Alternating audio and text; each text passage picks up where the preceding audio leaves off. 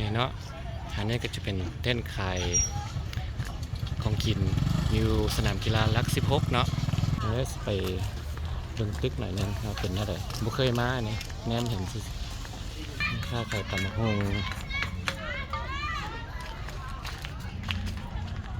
ฝากคุณขายซีดีบ่ไปเบิ่งน้ำกันนะ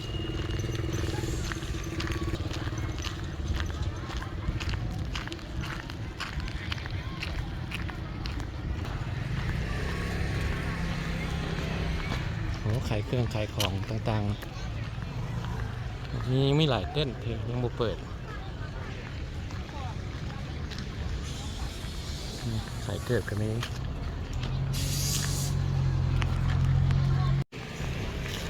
ให้รัดเจดีในมัทธาไอโจ้เบิ้งเห็นคอยบอพี่รถตู้บ่รถโอ้ดีโอเคโจ้แคนาดานะรถคันนี้รถไอโจ้แคนาดาคนบ้านนอกอยู่ในหันหันเลยเข้าหันเลยเรียกขวาครับ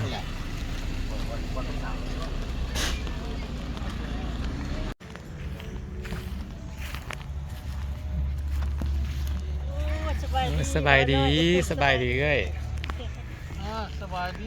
ลยเจอกันอีกครั้งเนาะสบายดีอ้าวคนบ้านนอกสบายดีนุ่งเครื่องสภาพเก่าบุเคยมาได้นี่โอ้นี่กับบุเคยมาจะเชื่อนี่บอกได้ยินไปฮอดลักสเวตได้ยินอยู่เอาสบายดีนำกันมาจนได้เนาะสบายดีมายังรอคือเก่าบอก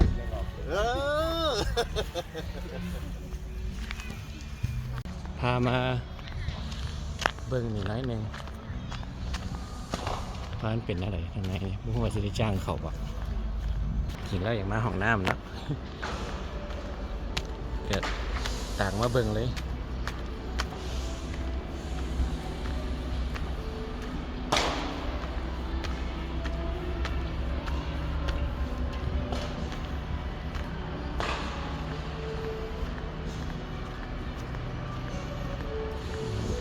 มาหาเห็นแล้ว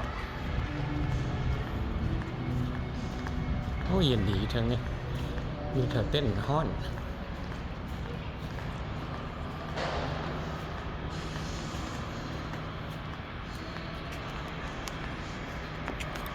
หมองแข่งขัน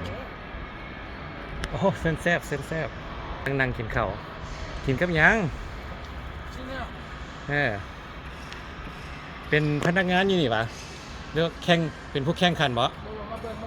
โอ้มาเบิ่งเนาะเด้อพี่น้องกีฬาแข่งลอยน้ำ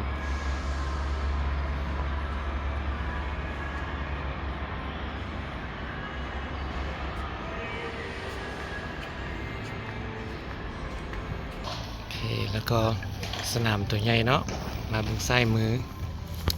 จะมีสนามตัวน้อยบ่ฮู้ว่ามีอย่างนี้ข้างในนะเบิ่งน้ำกันเนาะdirectory นะแผนที่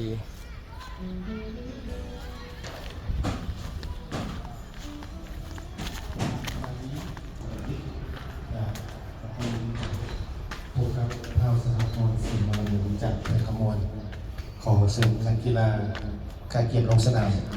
กรรมการตัดสินกรรมการเซ็นและนักเก็บบานเขียนพร้อมขอขอบใจมองตีเทนนิสตัวนี้โอ้ห้อนเต็มที่เลยผู้ตีต้องได้ทนทานขนาดเลย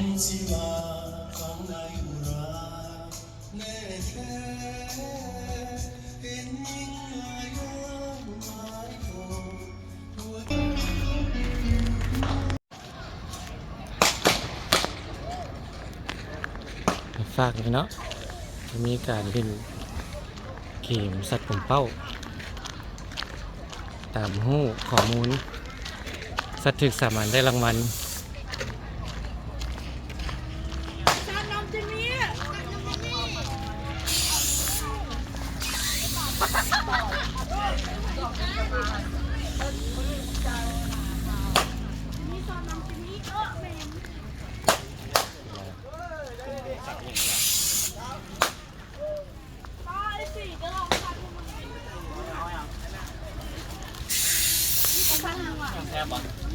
จิมมี่สีสันให้วานนี่สีสันให้ลองซับดูน้ำมะพร้าวพวกนี้ป่ะนี่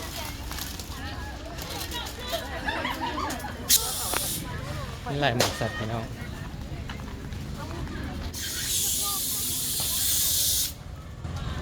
ข้างนั่นก็จะเป็นขายของกินเช่นหลายๆนั่นก็จะบ่ได้เป็นที่ว่าโอ้มองนี่มองเกมมองนั่นมองอาหารข้างในก็อาหารเป้านะ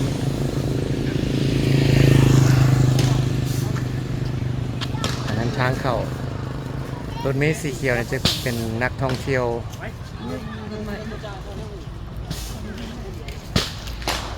ใส่เสื้อเป็นชุดนี่ก็จะเป็นนักแข่งขันเนาะกลับไปเต้นตัวเกาคืนเท่าน่ะ เบียร์กับอิหยังก็ เย็ดทิชชู่ละล่าเนี่ยนะ เราเป็นคนเห็ดนะมันหูนะมันยัน จังหวะเบียร์ หัวคิดไผก็ ยันเมา มีคนข้างๆอยู่ด้วย นี่วะ คิดเถอะ โอ้ เด็กน้อยสมัยนี้มันสลัด น้อยถนนหนทางกระหู้ หู้ อันนั้น ทาง ตึก หู้ ตึกอันนั้นเขตบริเวณไหนกระหู้ อันไหนมันก็หู้หมดเงินเสื่องไม่ใส่มันก็สิหู้คือกัน ประเด็นนอนเลยเนาะว้าวว้าว เสื้อไม่ใส่ดิเสื้อไม่ใส่ เฮ้ยไรแมงวันเด้อ เขามาขายของอยู่เฮือนเสร็จแล้วเมื่อเฮือน โอ้ยค่อยไปลักเสวตไปฮอดบ้าน เป็นอะไรเอื้อยไอ้แซ่บบ่ รัดเขาจะนั่งไก่รัด แสบร้าย แต่เริ่มถือข้าวห่วง ก็กินบาทเท่าแสบร้ายอยากยังก็ได้กินมาบาท แมนแสบ มันได้กินหมดที่ว่าเขา คนอื่นไม่หู ไวๆเลยเนาะ รัด คันอยู่บ้านเขาน่ะนะต้องได้ครัวหน่อยหนึงเนาะ เอ็มเบอร์ ได้หลาย นอกจากตลาดอยู่ใกล้ๆกันบ่ มีคนลาวเนี่ยเขาเลี้ยงคนลาวมาจากแคนาดา เขาอยากเลี้ยงเลยอยากเบิ่ง แล้วก็ได้มานั่ง ก็มาปล่อยแล้ว ใกล้คนบ้านนอกอีกเนาะ อันนี้เขาจะผิวเอานะ เป็นนักคนบันดอกโอ้ดีใจ มันรีบก็ปล่อยพวกโตก็เห็นเลยรีบ คนลาวมาจากแคนาดาเขาจะเลี้ยงอยู่เมืองนั้นนะน่าใส่ท้องนี่นะ เนาะ บ่เอามันรีบบัดอย่างนั้น เพิ่น เต้าน้ำ มาแต่ฝรั่งเศสเนาะ ให้เบิ่ง มาได้จักทิศแล้วก็เอ้ย 2 อาทิตย์ 2 อาทิตย์ ได้ เนาะ แล้วค่อย ให้เพิ่นกับผัวเพิ่น พ่อ ซื้อไอ้ทองเนาะกับไอ้หยังก็ อาจารย์ เราเป็น ไอ้ คน จัน เชื่อ เนาะอืม โอ้ยเป็นรุ่นผู้ใดเขาก็ ม่วนซื่นไหลเป็น มว เรา นร้ายบาทเฮามวนร้ายมวลร้าย นี่นะไอ้โจมี บาทเฮามวลร้าย ไอ้บอก จนบ่จะกลับบ้านเฮามวลร้ายจนบ่จะกลับ ไอ้บอกกันแล้ว เราสิกลับมื้อใดล่ะเนาะ เอากระถาอย่างกระถาไปเที่ยวอ่ะ เดือนหน้าเนาะ มาเดือนนึง อืม เล็กกะ ฉันยังมีเวลาอยู่มีเวลารออยู่ อีก2 อาทิตย์ โดย บ่นั่นไปปิ้วกระดูก โอเค เขาสิเอามาได้ใส่เหล็กก้า เอ้หมู่มาเต้าโฮมกัน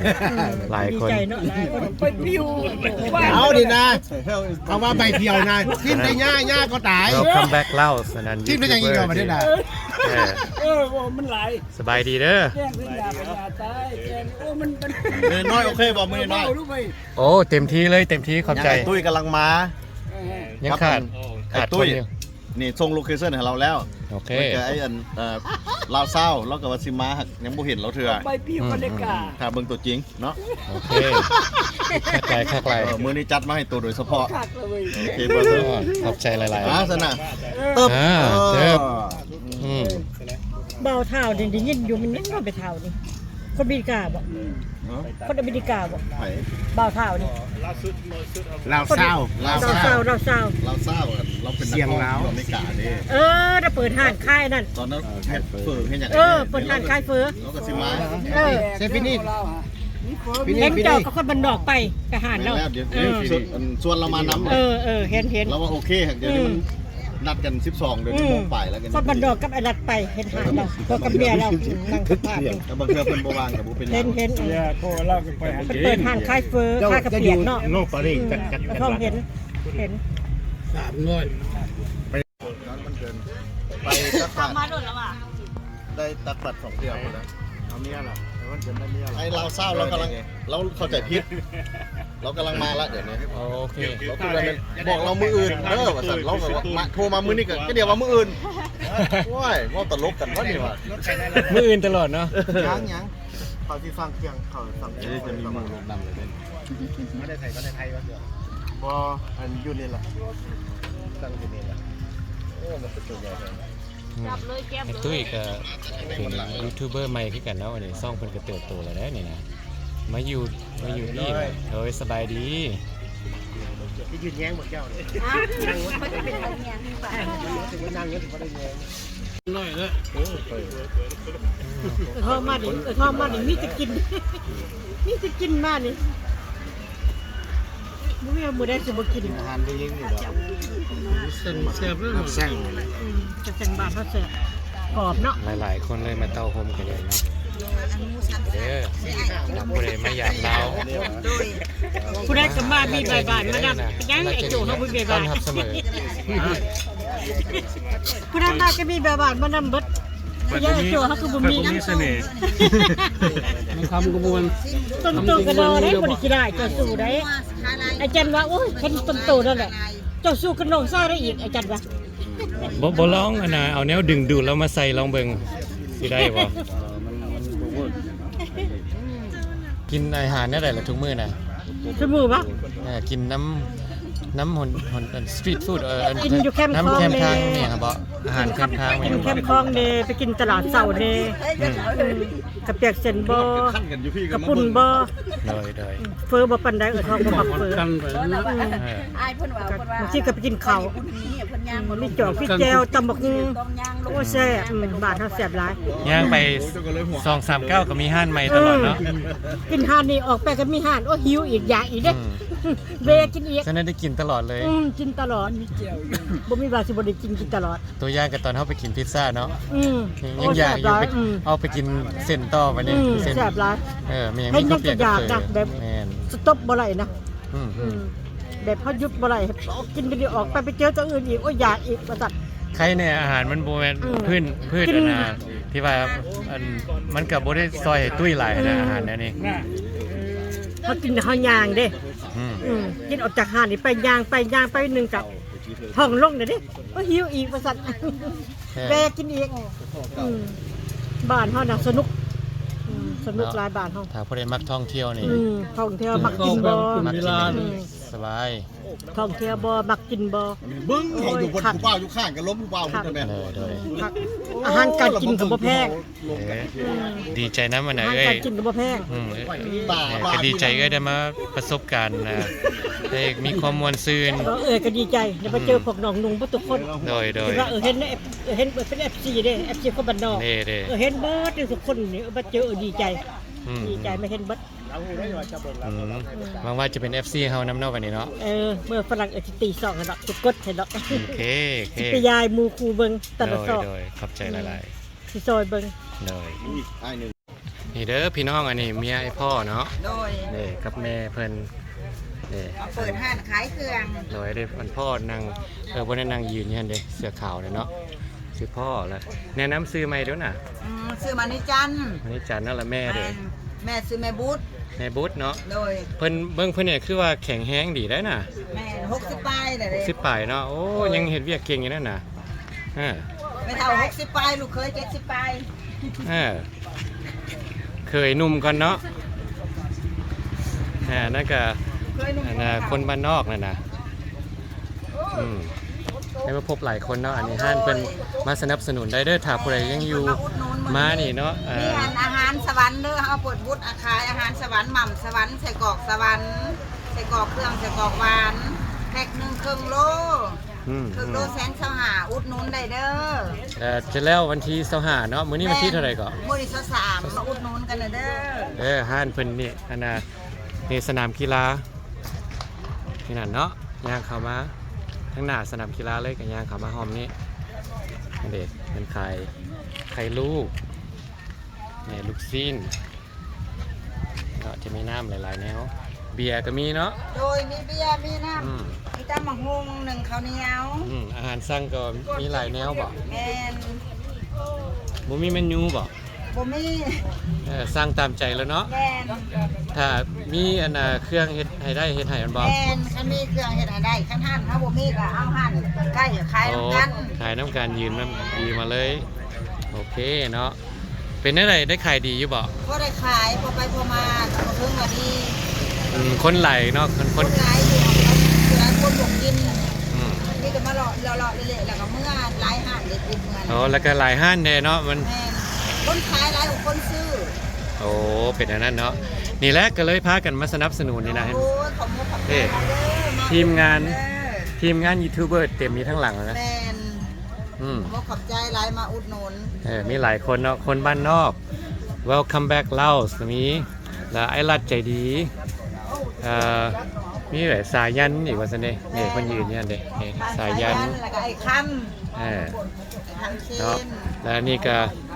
นี่ไอ้ทองครับลืมซื้อผัวไปละมาแต่ฝรั่งเศสเพิ่นมาได้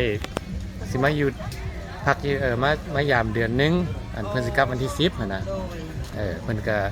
ดีใจได้พบคนบ้านนอกเพิ่นเป็น FC หมด 1,000% เลยน่ะเพิ่นนำซอกหั่นน่ะแล้วก็ติดตามจนถึงเห็นบ่แต่มานั่งกินข้าวนํกันเนาะ โดย โอเคเนาะคลิปนี้มันก็ยาวเกินแล้วฉะนั้นขอให้ติดตามกันในคลิปหน้าเด้อ